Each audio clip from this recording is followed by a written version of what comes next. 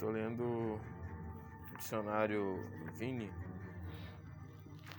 a partir da letra D, a palavra dia. Dia no hebraico é Yom. Luz do dia, dia, tempo, momento, ano. Esta palavra também aparece no garítico hebraico, extrabíblico ou cananeu, por exemplo. A inscrição de Siloé, acadiano, fenício e árabe.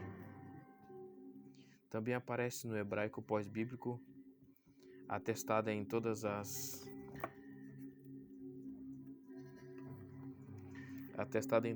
eras do hebraico bíblico. Yom ocorre por volta de 2.304 vezes.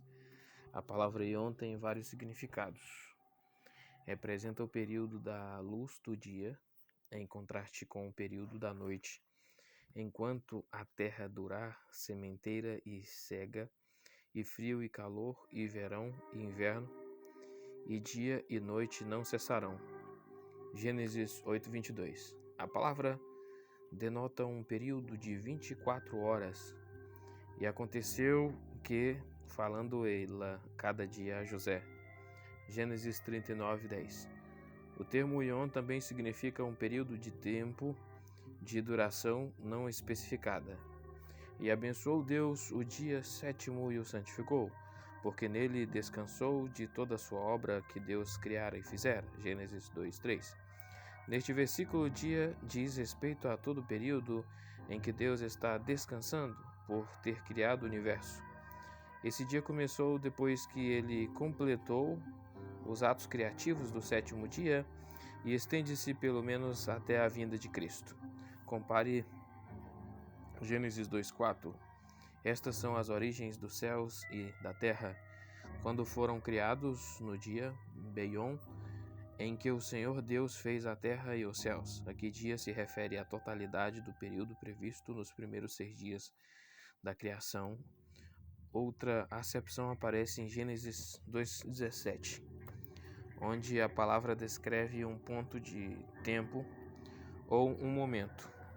Mas da árvore da ciência do bem e do mal, dela não comerás, porque no dia Beyom, em que delas comeres, certamente morrerás. Finalmente, quando usada no plural, a palavra descreve ano. Portanto, tu guardarás este estatuto a seu tempo, de ano em ano, e a mim. Êxodos 13:10. Há várias outras acepções especiais de Yom quando empregado com várias preposições.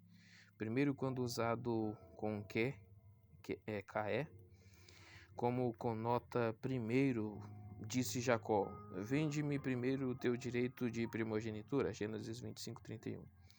Também significa um dia ou certo dia, sucedeu num certo dia que veio à casa para fazer o seu serviço, Gênesis 39:11. Na boca de José, a expressão conota este presente resultado literalmente como é este dia. Vós bem tentastes mal contra mim, porém Deus o tornou em bem para fazer como se vê neste dia, para conservar em vida a um povo grande. Gênesis 50:20. Adonias usou esta mesma expressão para dizer hoje, jure-me, hoje o rei Salomão que não matará a seu servo a espada. 1 Reis 1:51. Contudo, outra acepção ocorre em 1 Samuel 9:13. Subi, pois, agora que hoje o achareis. Quando empregado com o artigo definido, ra, o substantivo significa hoje, como em Gênesis 4:14, ou se refere a algum dia em particular, 1 Samuel 1:4, e desde aquele dia, Neemias 4:16. A primeira ocorrência bíblica de Yom se encontra em Gênesis 1:5, e Deus chamou a luz dia, e as trevas chamou noite, e foi a tarde e a manhã o dia primeiro. O segundo uso apresenta uma das ocorrências mais discutidas da palavra, que é a duração dos dias da criação. Talvez a explicação mais frequente ouvida é que estes dias sejam de 24 horas de duração indefinidamente longas, isto é, eras de tempo ou categorias lógicas em vez de temporais, ou seja,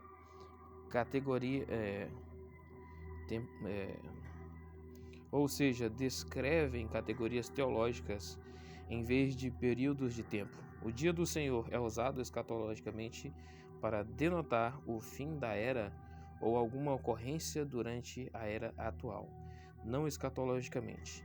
Ou pode ser um dia de julgamento ou de bênção, ou de ambos. Isaías 2. É notável que os hebreus não dividiam o período da luz do dia em intervalos de hora em hora regulares, considerando que a noite era dividida em 3 vigílias, Êxodos 14:24 e Juízes 7:19.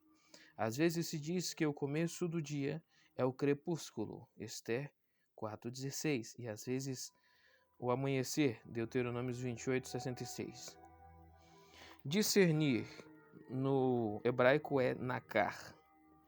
Discernir, considerar, reconhecer, prestar atenção a, estar familiarizado com. Este verbo é encontrado no hebraico antigo e moderno. Ocorre aproximadamente 50 vezes no Antigo Testamento hebraico. A primeira vez em que nakar é usado encontra-se em Gênesis 27:23. O significado básico do termo é apreensão física, quer por visão, tato ou audição. A escuridão às vezes torna o reconhecimento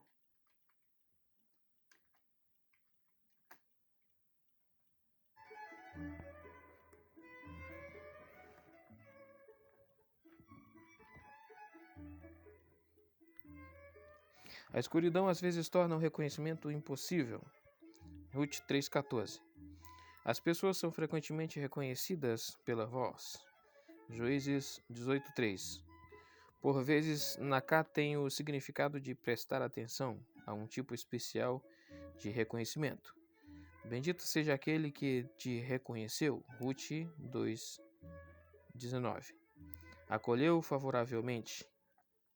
Este verbo significa estar familiarizado com um tipo de consciência intelectual, nem o seu lugar jamais o conhecerá. Jó 7:10 e Salmo 103:16. O sentido de distinguir é visto em Esdras 3:13, de maneira que não discernia o povo as vozes de alegria das vozes do choro do povo. Dividir. No hebraico, dividir é halak ou alak. Dividir, compartilhar, saquear, nomear, distribuir, usado ao longo da história do hebraico. Este verbo está prontamente refletido no antigo termo acadiano que significa campo, ou seja, que foi dividido. A palavra é encontrada por volta de 60 vezes no Antigo Testamento hebraico. Aparece pela primeira vez em Gênesis 14:15, onde diz que Abraão dividiu-se as forças repartidos quando salvou seu sobrinho Ló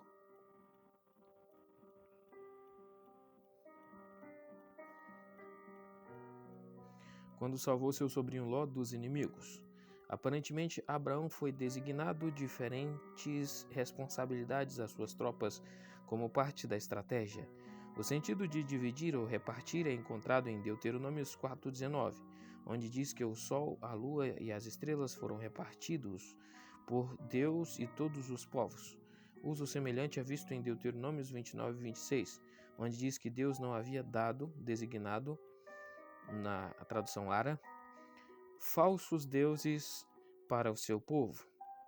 O termo halak é usado no sentido legal de repartir uma herança, em Provérbios 17:2.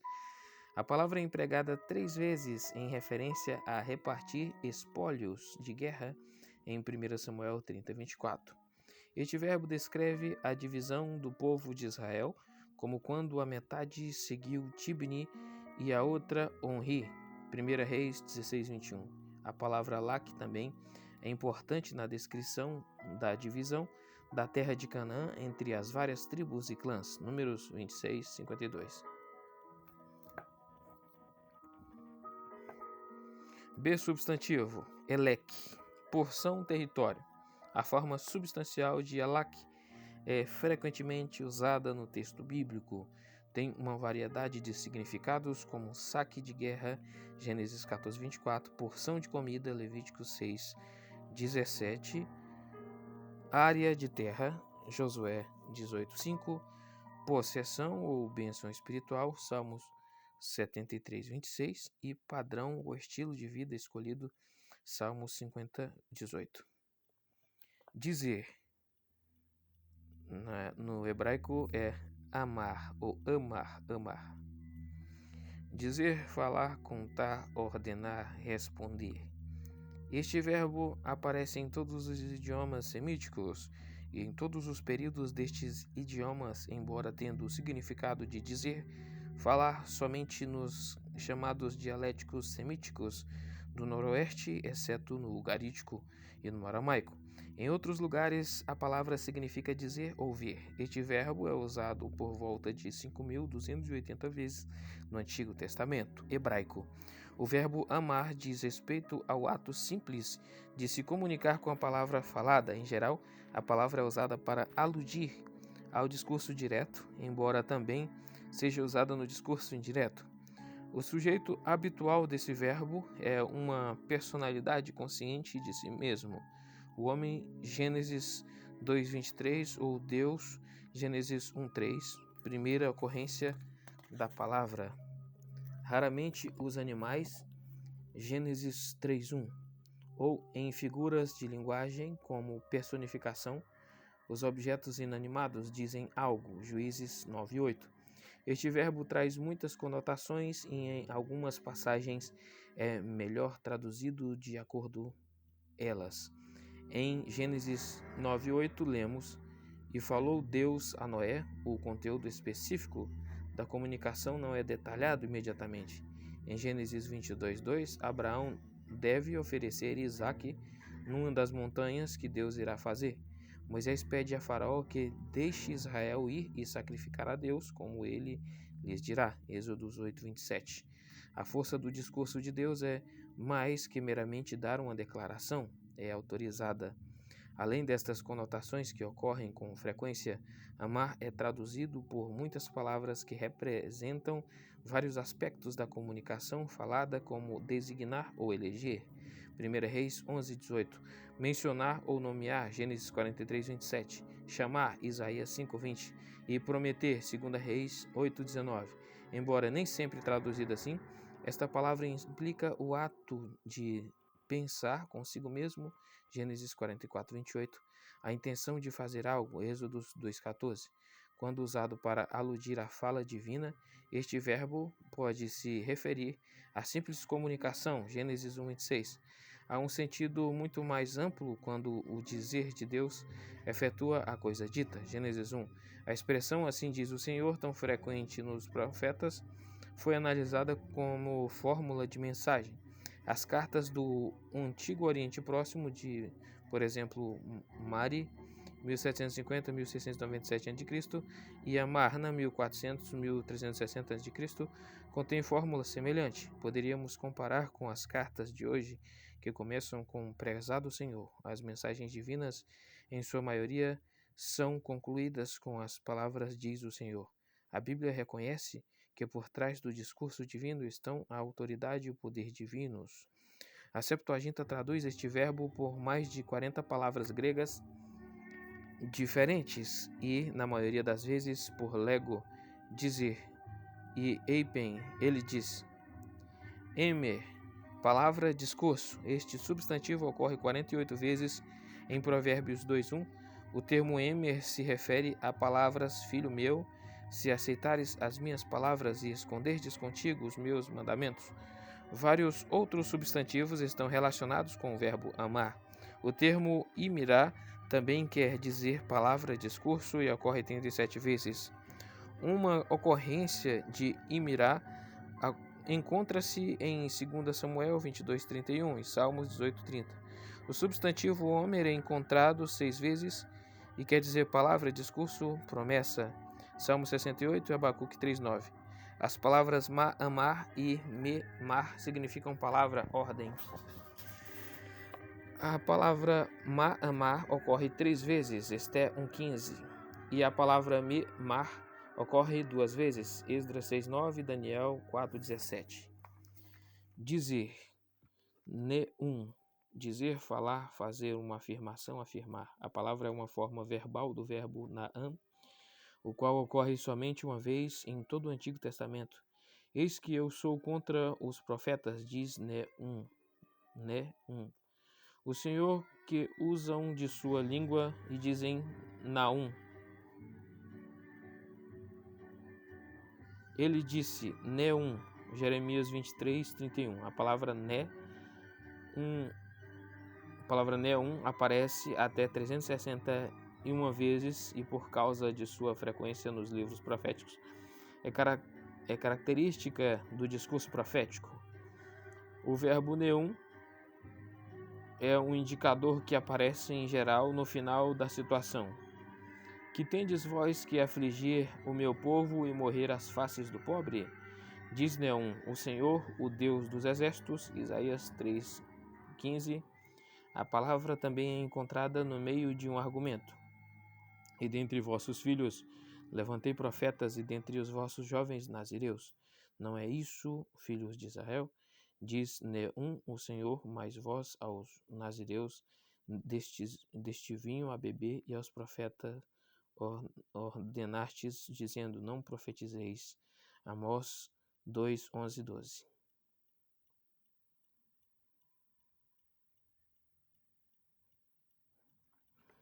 Substantivo, neum, declaração.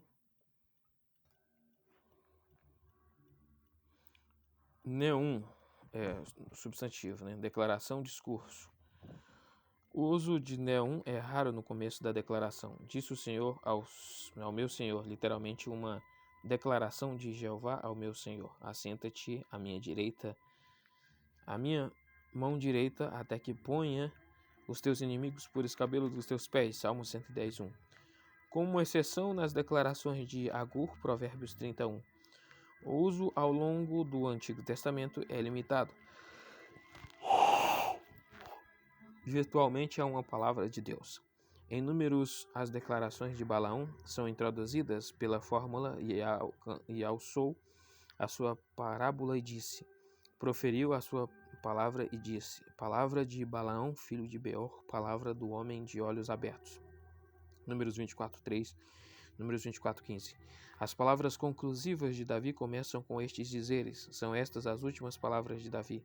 Palavra de Davi, filho de Jessé, palavra do homem que exaltado, do ungido do Deus de Jacó, do maravilhoso salmista de Israel. 2 Samuel 23:3. A parte dessas ocasiões, há mais alguns exemplos, mas como regra, neum é termo profético que até fora da literatura profética está associado com a palavra de Deus. A Septuaginta dá as seguintes traduções: legei, expressão vocal em palavras, iode, usado com referência ao que se segue, por exemplo, isto é o que diz fulano. Dominar, machal, reger, reinar, governar, dominar. Este termo é comum no hebraico antigo e moderno.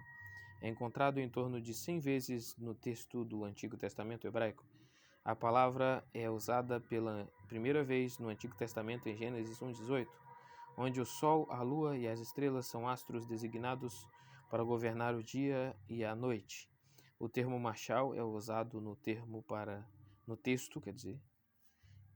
machal é usado no texto para expressar o governo ou domínio de uma pessoa sobre a outra. Gênesis 3:16 e 24:2. Caim é aconselhado a governar ou dominar o pecado. Gênesis 4:7. Em relação aos sonhos que José teve, seus irmãos fazem uma pergunta irada. Tu, pois, deveras reinarás sobre nós? Gênesis 37:8. O verbo hebraico aqui é literalmente dominando, você dominará, sendo que a repetição da mesma raiz dá a ênfase necessária. Como Criador, o soberano sobe seu mundo. Deus domina eternamente pelo seu poder. Salmo 66, 7. Quando Deus permitiu que Israel tivesse um rei, foi com a condição de que Deus ainda fosse o rei supremo e que a lealdade primeira lhe pertencesse. Deuteronômio 17, 14 ao 20. Este ideal teocrático é melhor expresso por Gideão: sobre vós eu não dominarei, nem tampouco meu filho sobre vós dominará. O Senhor sobre vós dominará. Juízes 8:23. Com a possível exceção de Davi, nenhum rei de Israel vivenciou inteiramente o ideal teocrático e o próprio Davi teve alguns problemas com isso. Então aqui termina a letra D do dicionário Vini.